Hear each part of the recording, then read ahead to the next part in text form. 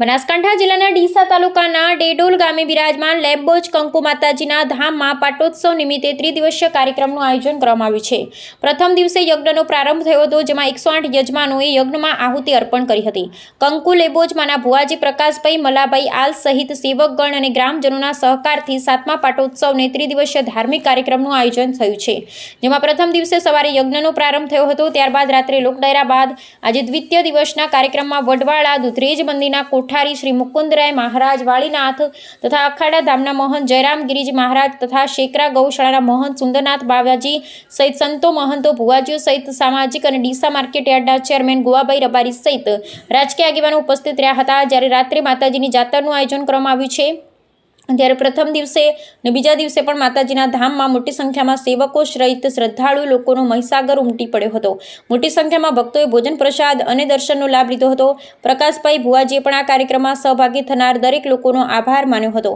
રાજકીય આગેવાન ગુવાભાઈ રબારીએ પણ મીડિયા સમક્ષ જણાવ્યું હતું કે આટલા નાના ગામમાં આટલું ભવ્ય સારો પ્રસંગ યોજાયો એ ખરેખર આયોજકોને ધન્યવાદ પાત્ર છે અને માતાજીની કૃપા છે। અહેવાલ રમેશભાઈ ચાવડા, ડીસા બિલ્ડી। डेडोल गामनी अंदर मां लिंबोज ककु धामनी अंदर जયારે त्रिदिवसीय 108 कुंडात्मक यज्ञ અને 3 દિવસના પાટોત્સવ મહોત્સવ નિમિત્તે બધા જ સંતો ભુવાજી શ્રીઓ બધા ઉપસ્થિત થયા છે અને 3 દિવસમાં બહુ મોટી સંખ્યામાં લોકો અહીંયા ઉપસ્થિત થયા છે અને યજ્ઞ બીજા કોઈ પણ ધાર્મિક કાર્યક્રમો બધી જગ્યાએ આપણે લોકોને જોઈએ છે કે આ આખો વિસ્તાર અત્યંત ધાર્મિક ભાવનાવાળો, લાગણીવાળો, એકબીજા પ્રત્યે ખૂબ સારી રીતે ભાવ રાખતો હોય છે। આ ત્રિદિવસીય કાર્યક્રમની અંદર ભુવાજી શ્રી પ્રકાશભાઈ ખૂબ સારી મહેનત કરીને સરસ મજાની વ્યવસ્થા કરી છે।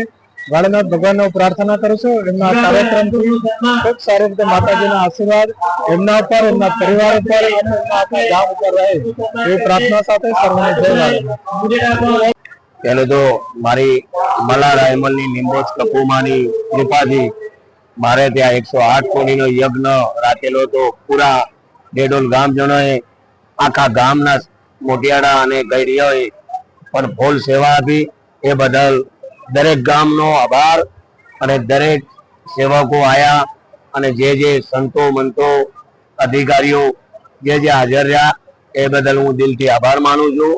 અને મારા ગામ વતી જેને મોટિયાળા હાથે કામમાં કોઈ મારે જોવું પડ્યું નથી, કોઈ મને ભળાયું નથી, જેના કામ હોપ્યા હતા એ કામ કરી લીધા એ બદલ હું કકુમાનો દિલથી આભાર માની અને આખા ગામને સુખી રાખે એવા મારા દિલથી પ્રકાશ ભુવાના આશીર્વાદ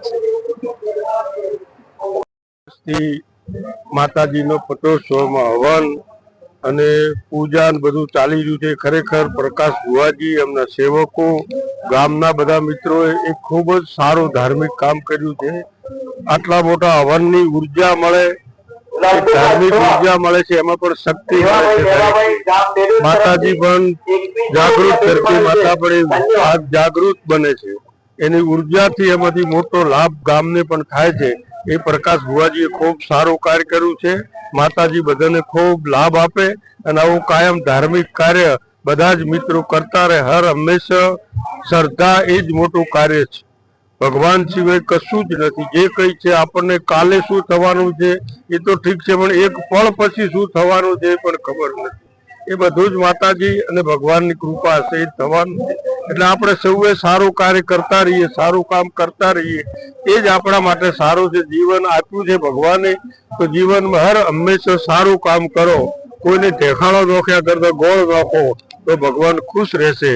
આ પત્રકાર મિત્રોને પણ ખૂબ ખૂબ અભિનંદન કે સારા સમાચાર હોય બીજો હોય તો તમે જે મોકલો છો લોકો સમક્ષ એ ખરેખર મોટું કામ છે, એક મોટું કાર્ય છે।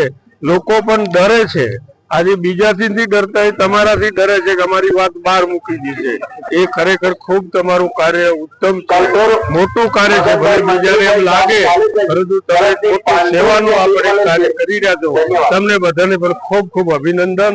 અને માતાજીના ઉત્સવમાં જે આયા બધા જ સેવકો એમને પણ માતાજી સુખી રાખે એવી દરેક શુભકામના। પ્રકાશ ભુવાજી કાયમ માટે ખૂબ શ્રદ્ધાળુ માણસ છે, ભુવાજી છે પણ માતાજીની ખૂબ શ્રદ્ધા છે, તો એમને પણ માતાજી કાયમ શક્તિ આપે એવી શુભેચ્છા।